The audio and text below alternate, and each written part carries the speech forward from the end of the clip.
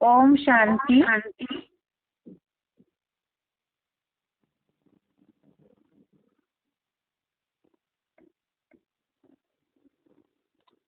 भगवत गीता श्लोक क्लास में आज का श्लोक है चौथे अध्याय का 7वां श्लोक, अध्याय 4, श्लोक नंबर 7। श्लोक है यदा यदा हि धर्मस्य ग्लानिर्भवति भारत अभ्युत्थानम् अधर्मस्य तदात्मानं सृजाम्यहम्। श्लोक दोबारा, यदा यदा हि धर्मस्य ग्लानिर्भवति भारत अभ्युत्थानम् अधर्मस्य तदात्मानं सृजाम्यहम्। संधि विच्छेद है यदा यदा हि धर्मस्य ग्लानिः भवति भारत अभ्युत्थानम् अधर्मस्य तदा आत्मानं सृजामि अहम्। संधि विच्छेद दोबारा, यदा यदा हि धर्मस्य ग्लानिः भवति भारत अभ्युत्थानम् अधर्मस्य तदा आत्मानं सृजामि अहम्। शब्दों का अर्थ है भारत अर्थात हे भरतवंशी, यदा यदा अर्थात जब जब, धर्मस्य अर्थात धर्म की, ग्लानि अर्थात ग्लानि, अधर्मस्य अर्थात अधर्म की, अभ्युत्थानम् अर्थात रिद्धि, भवति अर्थात होती है, तदा अर्थात तब, ही अर्थात ही, अहम अर्थात मैं, आत्मानम अर्थात स्वयं, सृजामि अर्थात जन्म लेता हूँ। शब्दों का अर्थ दोबारा, भारत अर्थात हे भरतवंशी, यदा यदा अर्थात जब जब, धर्मस्य अर्थात धर्म की, ग्लानि अर्थात ग्लानि, अधर्मस्य अर्थात अधर्म की, अभ्युत्थानम् अर्थात वृद्धि, भवति अर्थात होती है, तदा अर्थात तब, ही अर्थात ही, अहम अर्थात मैं, आत्मानम अर्थात स्वयं, सृजामि अर्थात जन्म लेता हूँ। श्लोक का अर्थ है हे भरतवंशी, जब जब धर्म की ग्लानि, अधर्म की रिद्धि होती है, तब ही मैं स्वयं जन्म लेता हूँ। यहाँ पे चौथे अध्याय में तो परमात्मा के कार्य का परिचय दिया जा रहा है। जैसे कल के श्लोक में बताया कि मैं अपने प्रकृति को अधीन करके प्रबल आत्मशक्ति से जन्म लेता हूँ। परमात्मा तो अजन्म अधर्म अगर्भ है, इसलिए और जन्म मरण के चक्र में नहीं आते, तो इस सृष्टि पर कार्य कैसे करते हैं उसके बारे में कल के श्लोक में बताया था कि वो प्रकृति को अधीन करके आत्म शक्ति से प्रवेश तुम के अनुसार जन्म लेता हूँ, अर्थात प्रवेश करके कार्य करते हैं। और आज के श्लोक में उस कार्य का उद्देश्य क्या है, इस धरती पर समय और कार्य का उद्देश्य क्या है भगवान का, उसे बताया है कि जब जब धर्म की ग्लानि और अधर्म की वृद्धि होती है तभी मैं स्वयं जन्म लेता हूँ।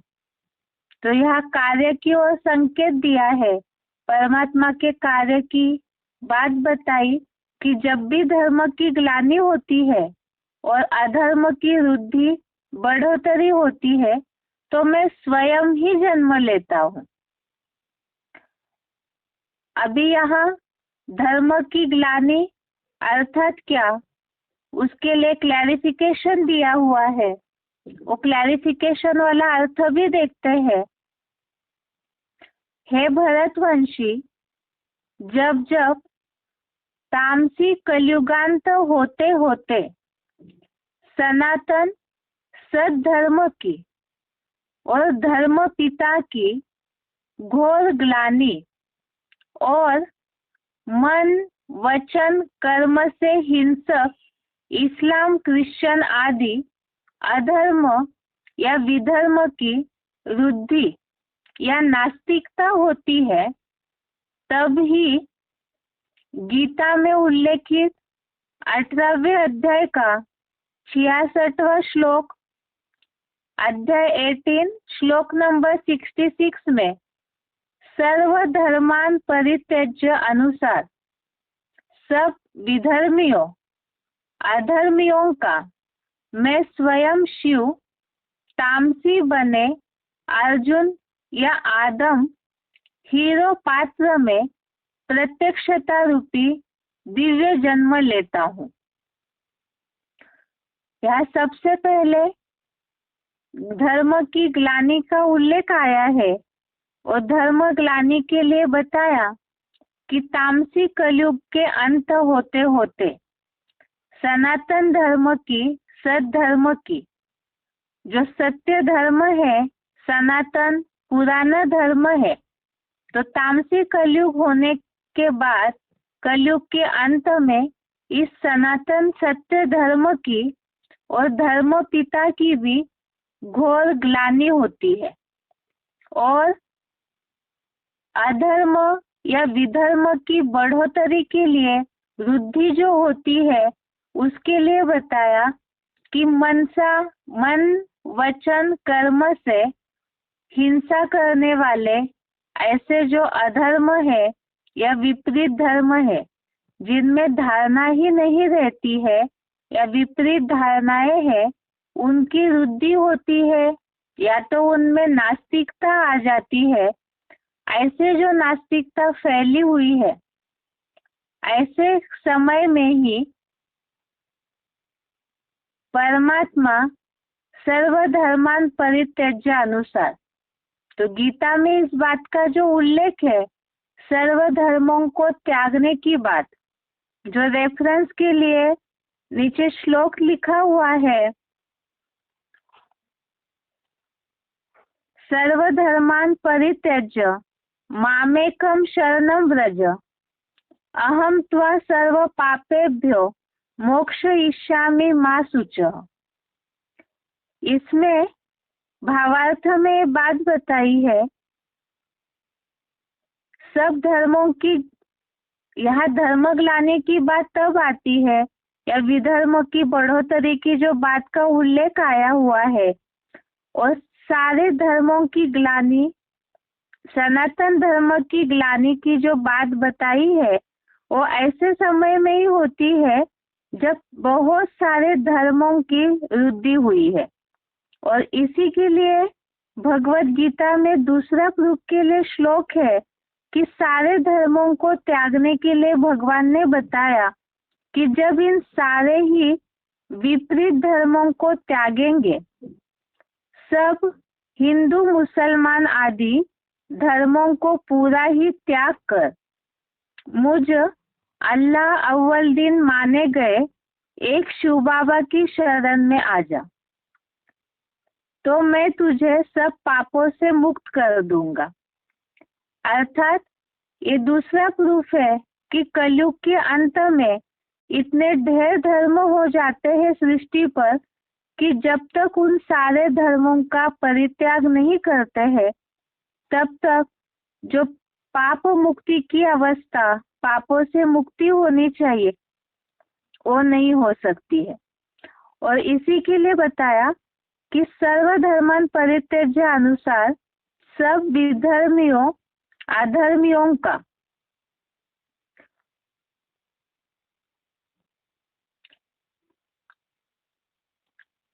मैं स्वयं शिव तामसी बने अर्जुन या आदम हीरो पात्र में प्रत्यक्षता रूपी दिव्य जन्म लेता हूँ।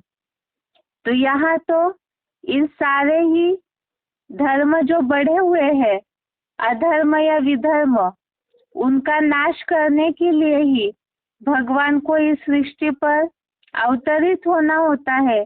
वही दिव्य जन्म या वही प्रत्यक्षता रूपी जन्म है।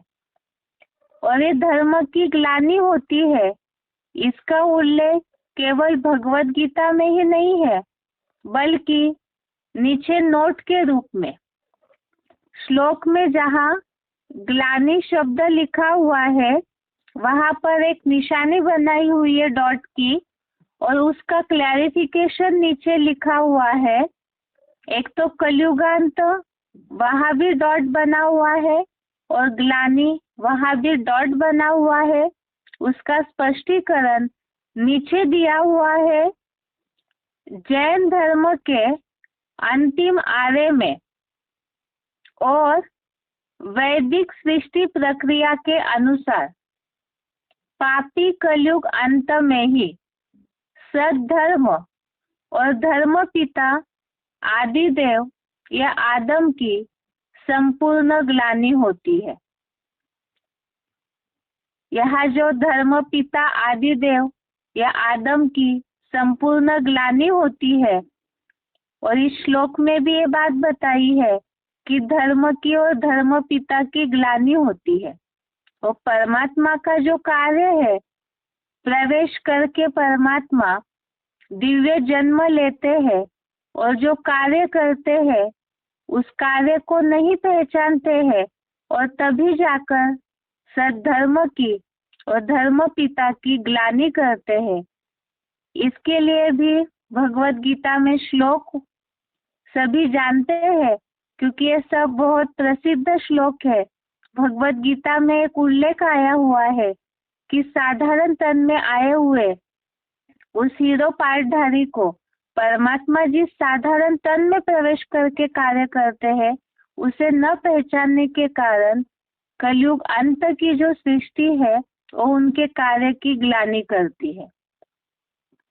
दूसरा, यहाँ रेफरेंस में और एक बात लिखी हुई है, देखिए आदिश्वर चरित्र पेज नंबर 110 111 फुट नोट। अर्थात ये जो शिव बाबा के द्वारा लिखा हुआ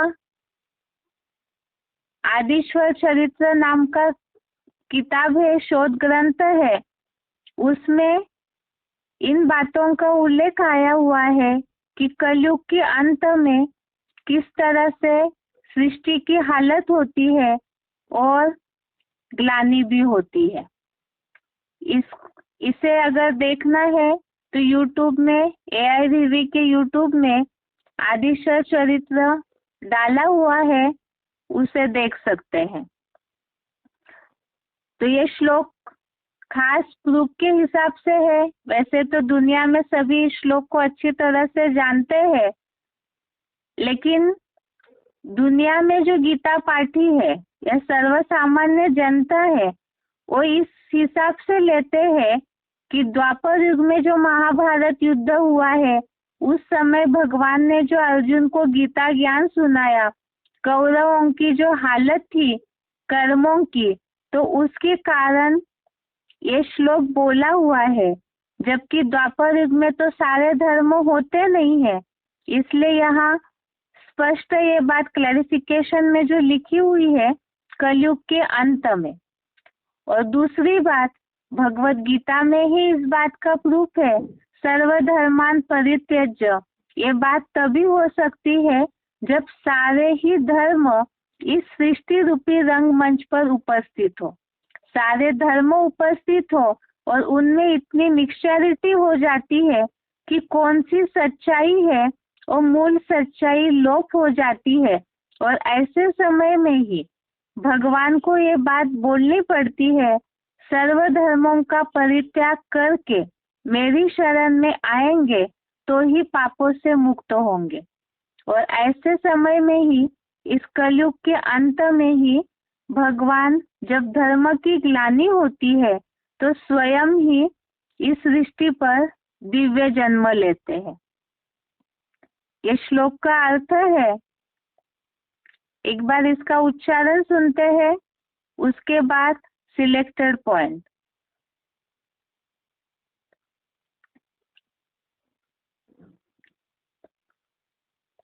इसके साथ जो नीचे आदिश्वर चरित्र का उल्लेख पेज नंबर 110, 111 का लिखा हुआ था, वो भी डिस्प्ले में दिख रहा होगा जिनके पास स्मार्टफोन है।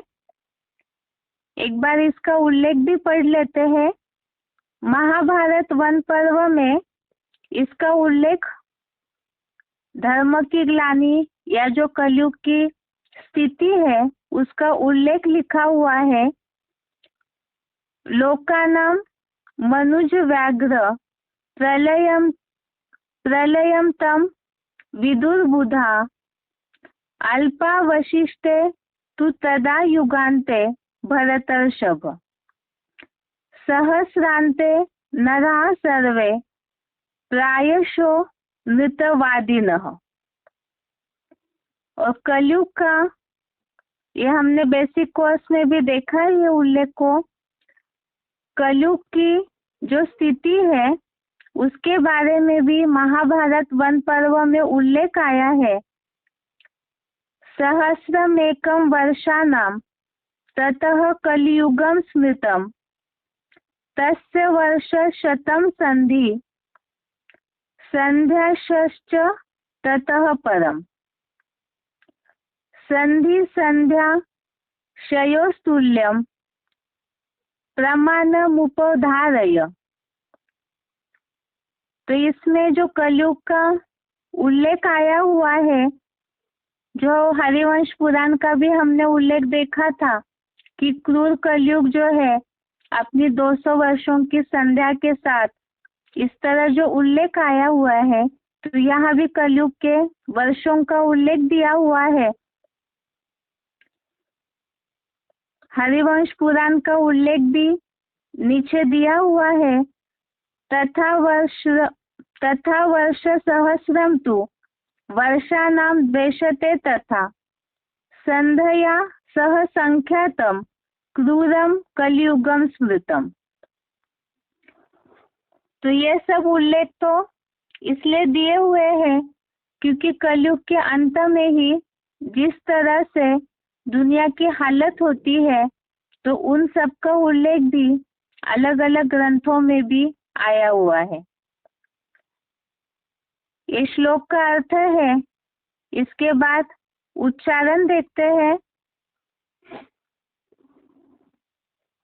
यदा यदा हि धर्मस्य ग्लानिर्भवति भारत अभ्युत्थानम् अधर्मस्य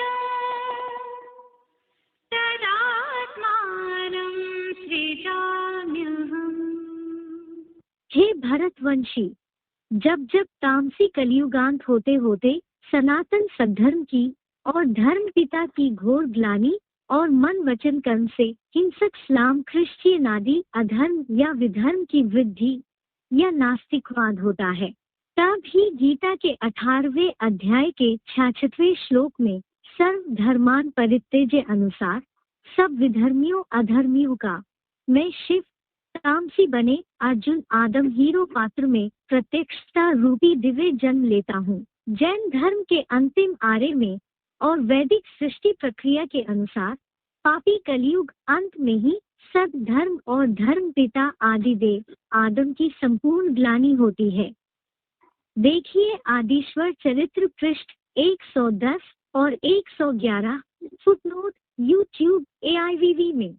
इसके अलावा महाभारत वन पर 188वें अध्याय का 25, 26, 29, 30वां श्लोक, भागवत पुराण 12-2-31 और हरिवंश पुराण 2-8-14 में 1225 यदा यदा हि धर्मस्य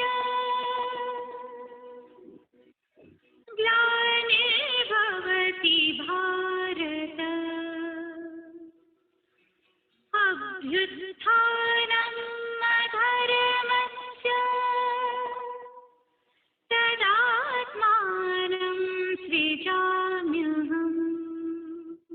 हे भरतवंशी, जब जब तामसी कलियुगांत होते होते सनातन सद्धर्म की और धर्म पिता की घोर ग्लानि और मन वचन कर्म से हिंसक इस्लाम क्रिश्चियन आदि अधर्म या विधर्म की वृद्धि या नास्तिकवाद होता है, तब ही गीता के 18वें अध्याय के 66वें श्लोक में सर्व धर्मान परित्यज्य अनुसार सब विधर्मियों अधर्मियों का मैं शिव तामसी बने अर्जुन आदम हीरो पात्र में प्रत्यक्षता रूपी दिव्य जन्म लेता हूँ। जैन धर्म के अंतिम आर्य में और वैदिक सृष्टि प्रक्रिया के अनुसार पापी कलयुग अंत में ही सद धर्म और धर्म पिता आदिदेव आदम की संपूर्ण ग्लानि होती है। देखिए आदिश्वर चरित्र पृष्ठ 110 और 111 फुटनोट यूट्यूब AIVV में।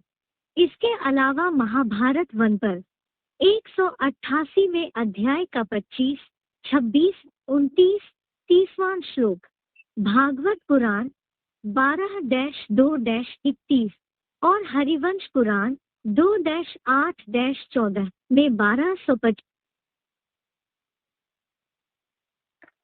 आगे इस श्लोक से रिलेटेड कुछ पॉइंट्स। पहला है गीता क्लैरिफिकेशन MP3।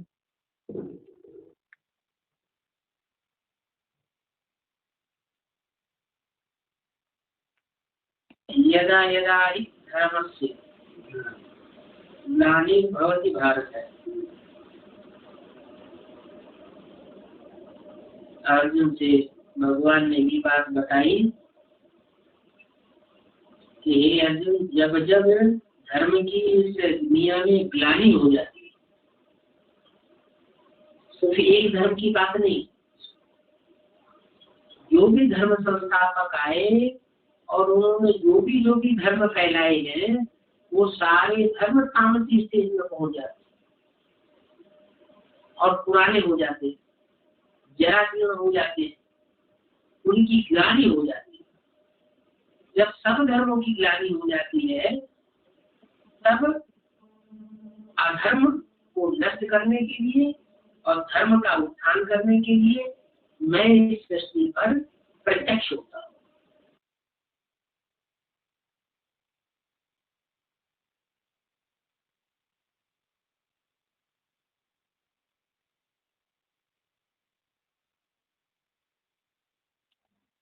आगे है VCD नंबर 1245, VCD नंबर 1245। अभी बाप तुमको आकर के कितना समझदार बनाते हैं कि तुम ही पूज्य थे और तुम ही अब पुजारी बने हो। ऐसे नहीं कि मैं कोई पूज्य और पुजारी बनता हूँ, न तो मैं पूज्य बनता हूँ और न मैं पुजारी बनता हूँ। हे बच्चे, मैं एक ही बार आता हूँ।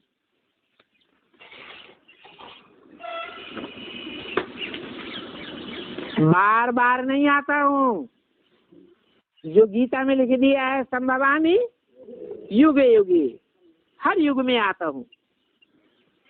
नहीं, मैं वास्तव में 5-4 वर्ष के चक्र में, जब चारों अवस्थाओं के 4 युग पूरे होते हैं, तब तमो प्रधान कलयुग के अंत में आता हूँ, सतो प्रधान कलयुग बनाने के लिए, वो सतयुग बनाने के लिए।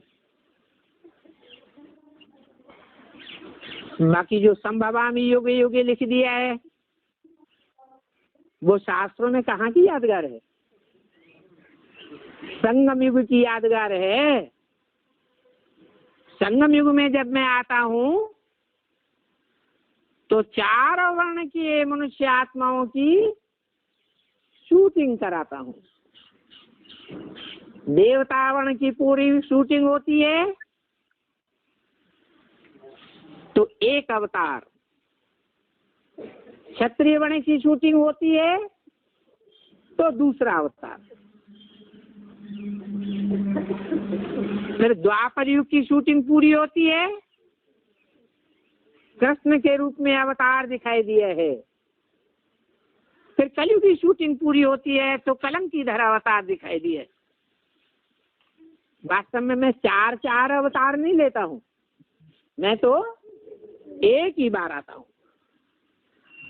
मैं पावन दुनिया में क्यों आऊंगा? जो दुनिया सत्व प्रधान है, सुखदायी दुनिया है, उसमें मुझे आने की क्या दरकार है? वहां तो कोई को काल खाता भी नहीं है, काल वहां आ ही नहीं सकता। बाप तो कालों का काल है। जब इस दुनिया में चारों ओर काल मंडराता है, जो सूरदास ने लिख दिया है, उत्तर दक्षिण पूरब पश्चिम चहुं दिस काल फिरे, ऐसो जोग पर है, तब मैं आता हूँ। तो मुझे सतयुग में आने की दरकार नहीं है।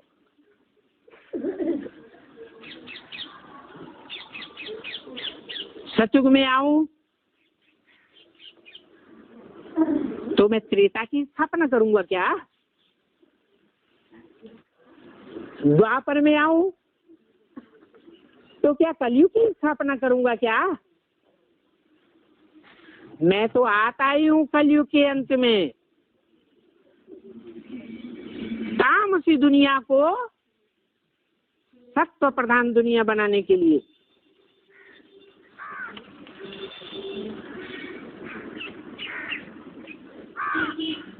तो मैं महाकाल हूं।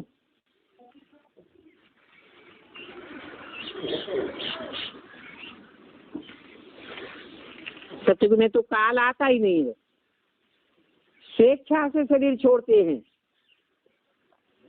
उसको नहीं कहेंगे कि काल ने खाया। यहाँ तो आकर काल सभी आत्माओं को ले जाता है। वहां सतयुग में तो तुम खुशी खुशी से जाते हो। अभी भी तुम बच्चे कहते हो कि बाबा हम तो खुशी से चलने के लिए तैयार हैं,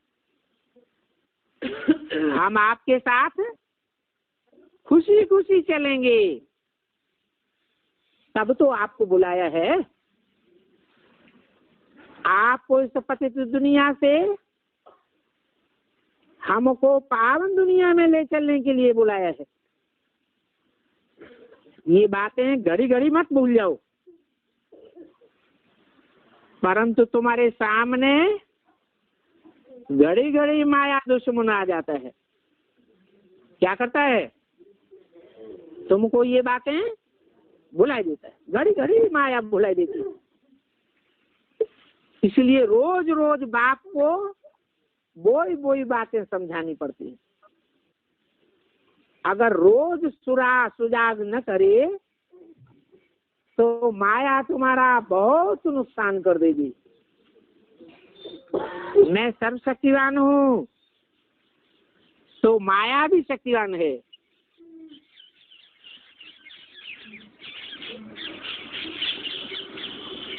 माया का राज्य भी आधा कल्प चलता है। आधा कल्प माया ने तुम्हारे ऊपर राज्य किया है।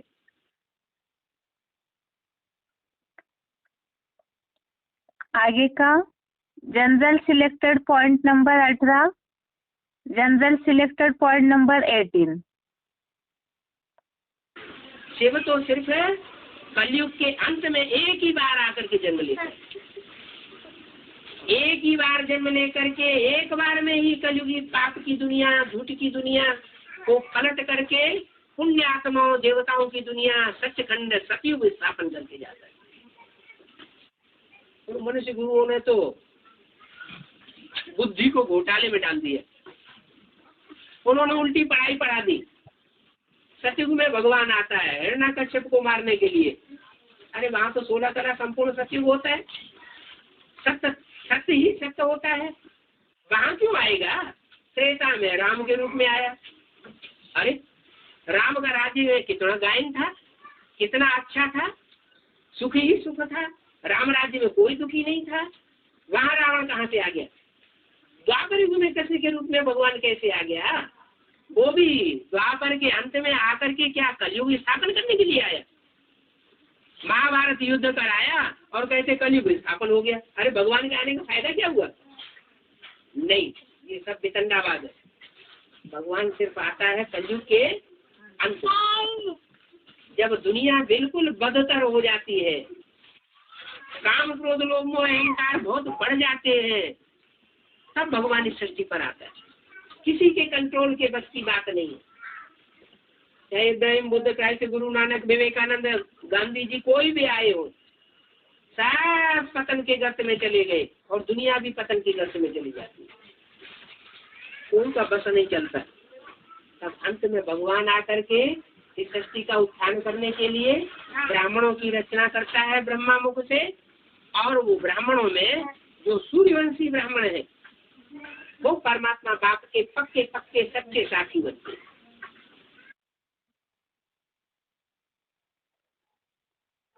आगे का पॉइंट है VCD नंबर 2282। आत्मा सूक्ष्म ज्योति बिंदु बिना शरीर के कोई काम नहीं कर सकती।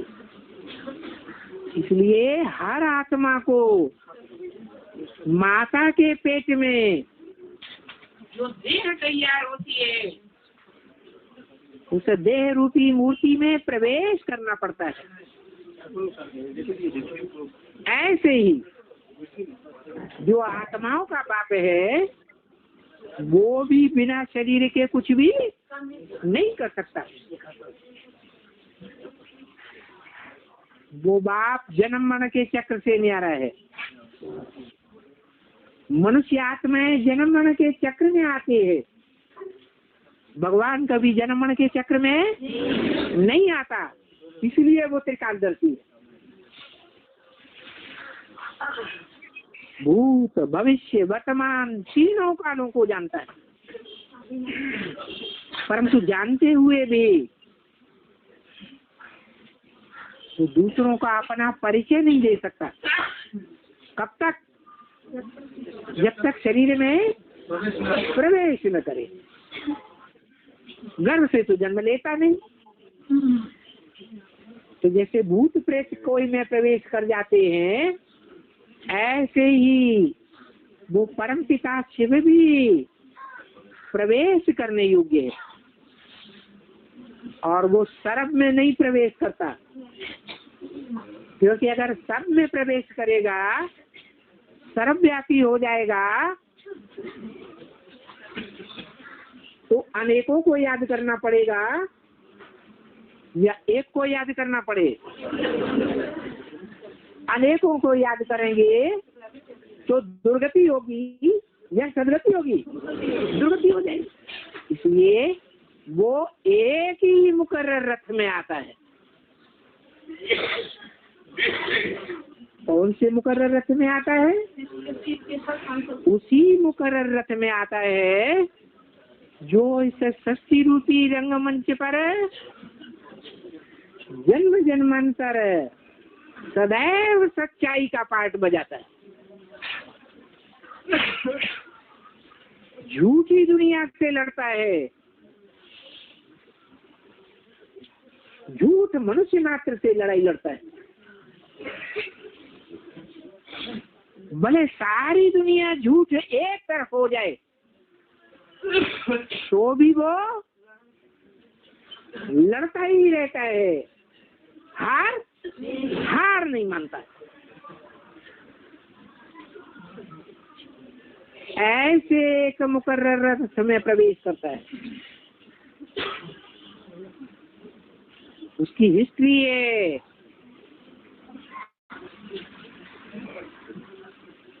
किसमें आता है? भारत में आता है।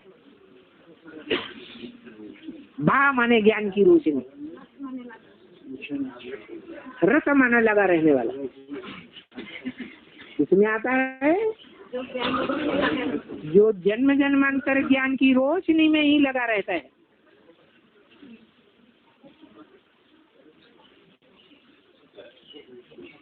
चाहे व्यास के रूप में, चाहे वाल्मीकि के रूप में, चाहे तुलसीदास के रूप में, ये तो ज्ञान की बात हो गई। परंतु प्रैक्टिकल जीवन में भी सच्चे कर्म करके दिखाता है या झूठा कर्म करता है? मनुष्य जीवन में सत्य कर्म हिंसा है या अहिंसा है? अहिंसा। परंतु अहिंसा भी कायरों की होनी चाहिए या वीरों की होनी चाहिए? अहिंसा में तो महात्मा बुद्ध का बौद्ध धर्म भी है। उन्होंने कैसी अहिंसा सिखाई है? ऐसी अहिंसा सिखाई कि जब विदेशियों ने भारत में आक्रमण किए तो हाथ खड़े कर दिए, उनसे लड़ाई नहीं लड़ी, अपने बीवी बाल बच्चों को उनको सौंप दिया। अब बताओ, दुश्मन से तो हिंसा नहीं की, अपने बीवी बाल बच्चों पर हिंसा की है या नहीं की? है? हिंसा की। वो आत्माएं जिनको दूसरों के अधीन कर दिया, जन्म जन्मांतर के लिए अधीन हो गई, वो आत्माएं दुखी होंगी या सुखी होंगी? हैं? दुखी होंगी। तो हिंसा हुई ना। तो भारत वाली आत्मा क्या करती है? ऐसी बौद्धियों वाली अहिंसा पालन करती है या वीरों वाली अहिंसा पालन करती है? दुष्टों को दंड देना है और जो महात्मा जन है, शेष आत्माएं हैं, देवात्माएं हैं, उनका संवर्धन करना है।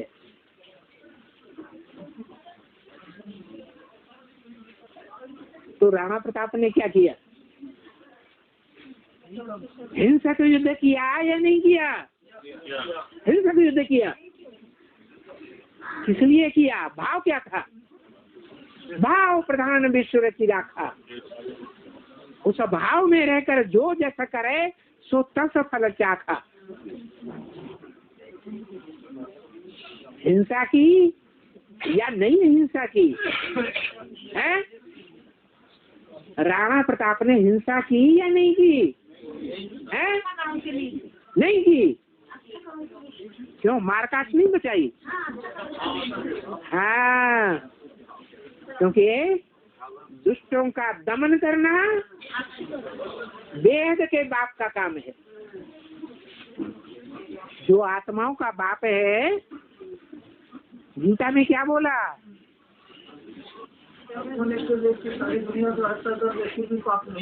हाँ जी, ऐसी शक्ति धारण करे याद में रहने की कि कोई पाप ही न बने। जो गीता का श्लोक कहता है, यदा यदा हि धर्मस्य ग्लानिर्भवति भारत।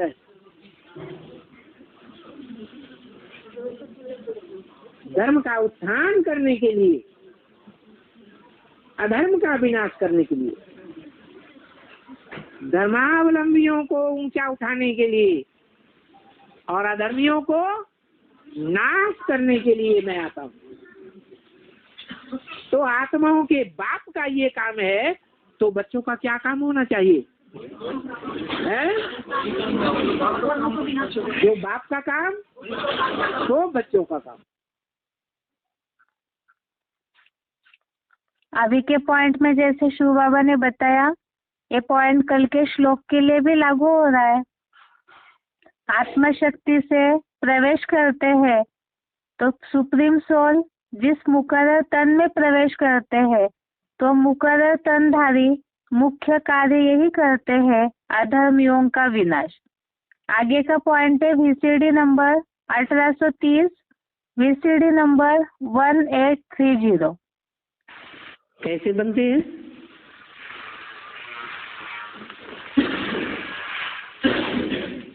अद्वैत से बनते हैं देवता और द्वैत से बनते हैं दैत्य अर्थात राक्षस।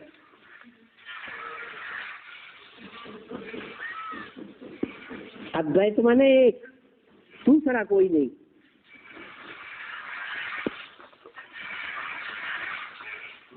इसलिए बोला सर्वधर्मान परित्यज्य, और सब धर्मों को छोड़ दे, माम एकम शरणम व्रज, मुझे एक की शरण में आ जा। दूसरे की शरण में जाएगा, दूसरे की बात मानेगा तो द्वैतवादी हो जाएगा। द्वापर में जाकर के जन्म मिलेगा दैत्यों की दुनिया में। वो सिर्फ सुख नहीं देते हैं, वो दैत्य सुख कम और दुख ज्यादा देते। तो द्वैतवादी युग कहा जाता है द्वापर युग, जहाँ दो दो धर्म होते हैं, दो दो राज्य होते हैं, दो दो कुल होते हैं, दो दो मतें होती हैं, 2 से 4, 4 से 8 मत भिन्नता बढ़ती जाती है और दुनिया में लड़ाई झगड़े बढ़ जाते हैं। श्री भगवान ने कहा है, यदा यदा हि धर्मस्य ग्लानिर्भवति भारत, जब जब धर्म की ग्लानि होती है भारत में, तब तब मैं आता हूँ। किससे कहा? भारत। भा माने रोशनी, ज्ञान की रोशनी में जो रत लगे रहते हैं उनका नाम रखा भारत। अर्जुन को जो ज्ञान की बातों में बुद्धि रमण करेगा, भगवान के ज्ञान में बुद्धि लगाएगा, तो वो देवता बनेगा। एक भगवान ये है जो सुख की दुनिया बनाता है,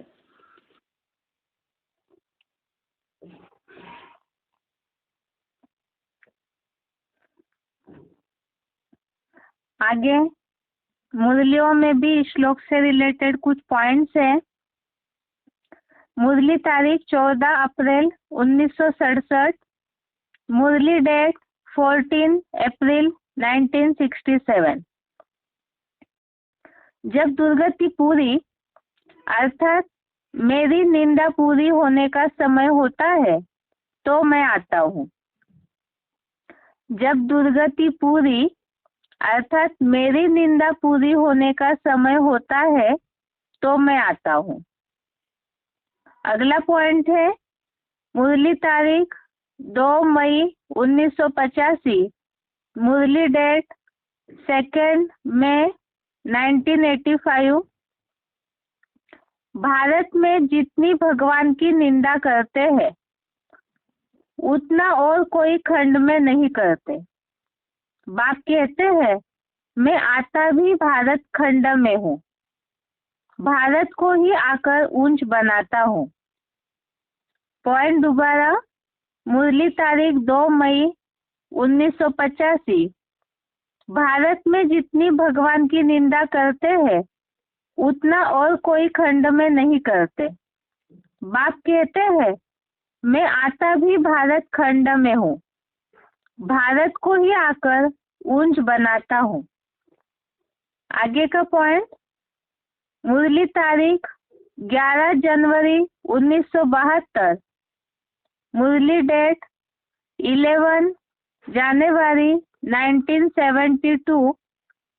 फिर से सहज राजयोग सिखाए, श्रेष्ठाचारी देवी देवता धर्म की स्थापना कर, बाकी जो सभी भ्रष्टाचारी धर्म है उन सभी का विनाश कराता हूँ। शंकर द्वारा विनाश, शंकर की और कोई बात ही नहीं। पॉइंट दोबारा, फिर से सहज राजयोग सिखाए, श्रेष्ठाचारी देवी देवता धर्म की स्थापना कर, बाकी जो सभी भ्रष्टाचारी धर्म है उन सभी का विनाश कराता हूँ। शंकर द्वारा विनाश, शंकर की और कोई बात नहीं। इसमें बात बताई, एक तो जहाँ सारे धर्म इकट्ठे होते हैं तो ऐसे सभी धर्मों का विनाश करने, श्रेष्ठ धर्म की स्थापना करने, और वो जिनके द्वारा होता है कार्य उनका भी उल्लेख दिया, शंकर द्वारा विनाश। आगे का पॉइंट है मुरली तारीख 2 जून 1989, 1979, मुरली डेट 2 जून 1979। भगवान आते ही है कल्प के संगम पर, जबकि भक्ति फुल फोर्स में है। भगवान आते ही है कल्प के संगम पर, जबकि भक्ति फुल फोर्स में है। आगे है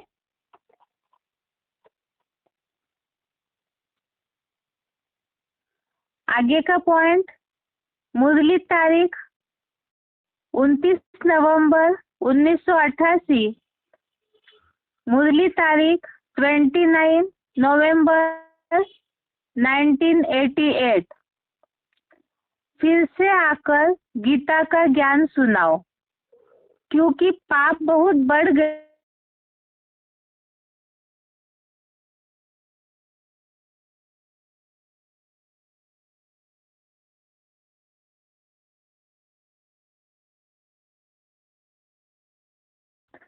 पड़ता है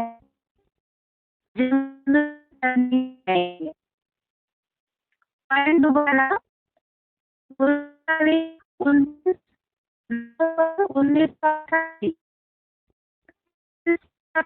का ज्ञान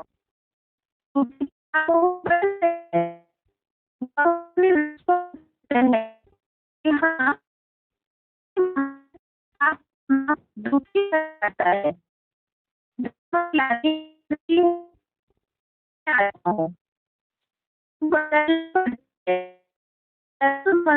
नहीं आए।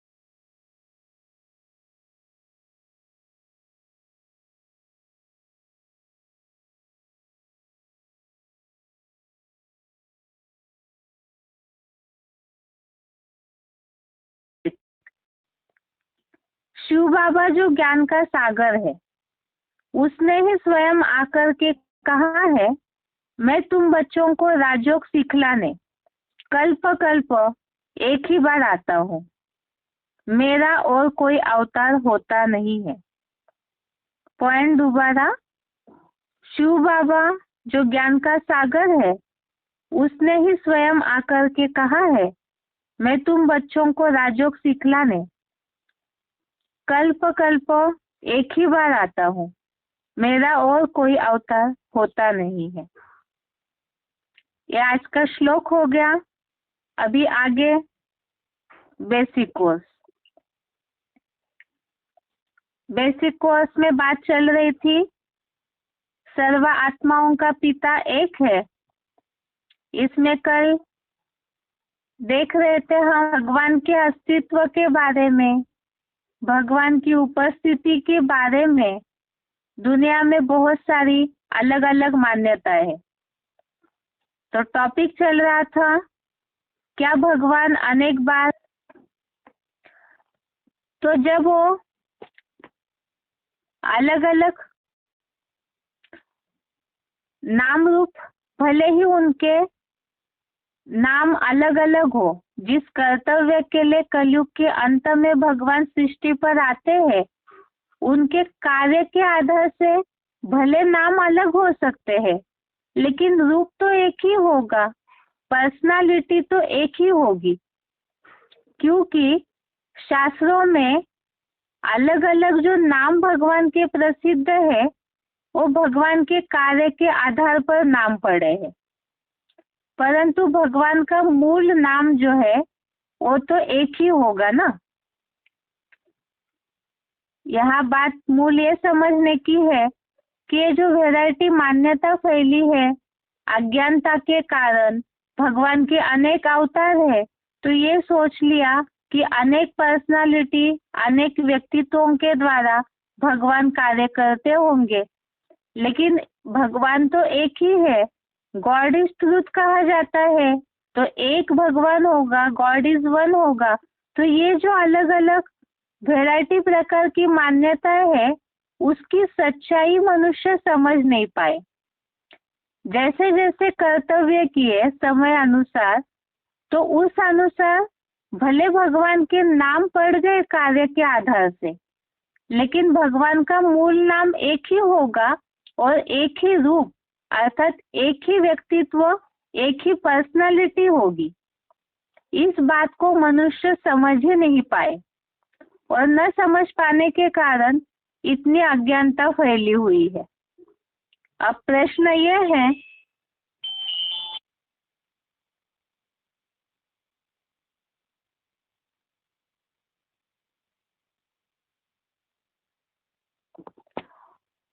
अब बात यह है फिर जो भी जिज्ञासु है, भक्ति मार्गीय गीता पाठी ब्राह्मण है, भक्त है, तो उनसे इस बात को पूछ सकते हैं कि वो भगवान को जितनी आस्था श्रद्धा भावना रख रहे हैं, तो क्या वो भगवान को, भगवान के नाम रूप को यथार्थ रीति जानते हैं, या तो कोई भी इन बातों को निश्चयात्मक बुद्धि से पूरी तरह से ये नहीं कह सकता है कि हम भगवान को यथार्थ रीति जानते हैं। वास्तविकता तो ये है कि भगवान का यथार्थ परिचय, भगवान के कार्य की सच्चाई इस दुनिया में कोई भी नहीं जानता है। इस बात को तो कोई भी नहीं मानना चाहेगा। दुनिया में बहुत ऐसे श्रद्धा भावना वाले लोग हैं जो ये सोचेंगे कि ये आपने क्या कह दिया कि हमारी इतनी श्रद्धा भावना है, इतनी पूजा पाठ करते हैं हम, तो आप ये कैसे कह सकते हैं कि हम भगवान को यथार्थ रीति नहीं जानते हैं। तो अभी जितनी सारी बातें हमने देखी कि इन सारी बातों के कारण भगवान के व्यक्तित्व, भगवान के कार्य को लेकर के ही बहुत उलझने हैं मनुष्यों के मन में। और इसके अलावा भी ऐसी और भी प्रमाण है जिससे इस बात को सिद्ध किया जा सकता है कि मनुष्य भगवान को यथार्थ रीति जानते ही नहीं है। वो कैसे?